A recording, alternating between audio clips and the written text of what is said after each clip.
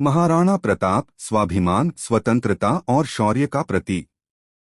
महाराणा प्रताप भारतीय इतिहास के उन महान नायकों में से हैं जिनका जीवन साहस, त्याग, स्वाभिमान और स्वतंत्रता के लिए निरंतर संघर्ष का अद्भुत उदाहरण है। उनका पूरा जीवन मेवाड़ की स्वतंत्रता की रक्षा और विदेशी आधिपत्य के विरोध में समर्पित रहा। वे ऐसे शासक थे जिन्होंने सत्ता, वैभव और आराम की तुलना में आत्मसम्मान और स्वतंत्रता को सर्वोपरि माना। महाराणा प्रताप का जन्म 9 मई 1540 को राजस्थान के कुंभलगढ़ दुर्ग में हुआ। उनके पिता महाराणा उदय सिंह द्वितीय मेवाड़ के शासक थे और माता का नाम जयवंताबाई था। वे सिसोदिया राजपूत वंश से संबंधित थे जो अपनी वीरता और स्वाभिमान के लिए प्रसिद्ध रहा है।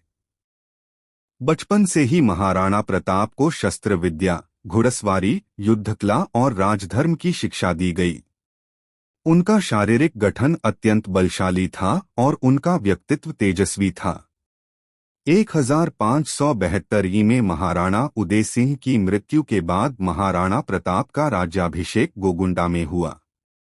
उस समय भारत का अधिकांश भाग मुगल सम्राट अकबर के अधीन आ चुका था।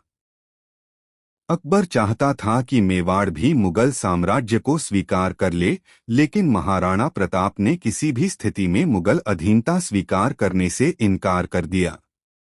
यह निर्णय उनके जीवन की दिशा तय करने वाला सिद्ध हुआ। अकबर ने कई बार शांति प्रस्ताव और दूत भेजे, परंतु महाराणा प्रताप अपने स्वाभिमान पर अडिग रहे। उन्होंने स्पष्ट रूप से कहा कि मेवाड़ स्वतंत्र रहेगा। इसी कारण दोनों शक्तियों के बीच संघर्ष अवश्यंभावी हो गया। 18 जून 1576 को हल्दी घाटी का प्रसिद्ध युद्ध लड़ा गया। यह युद्ध महाराणा प्रताप और मुगल सेनापति मानसिंह के बीच हुआ। हल्दी घाटी की पीली मिट्टी, संकरे दर्रे और पहाड़ी क्षेत्र ने युद्ध को अत्यंत भीषण बना दिया। महाराणा प्रताप ने सीमित संसाधनों और कम सैनिकों के बावजूद अत्यंत साहस और रणनीति के साथ युद्ध किया। वे स्वयं चेतक पर सवार होकर युद्धभूमि में डटे रहे और मुगल सेना पर जबरदस्त प्रहार किया।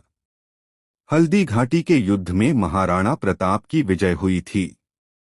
यह विजय सैन्य संख्या के आधार पर नहीं, बल्कि रणनीतिक, नैतिक और उद्देश्यगत दृष्टि से थी। महाराणा प्रताप को बंदी नहीं बनाया जा सका। मेवाड़ की स्वतंत्र चेतना जीवित रही और मुगल सेना अपने उद्देश्य में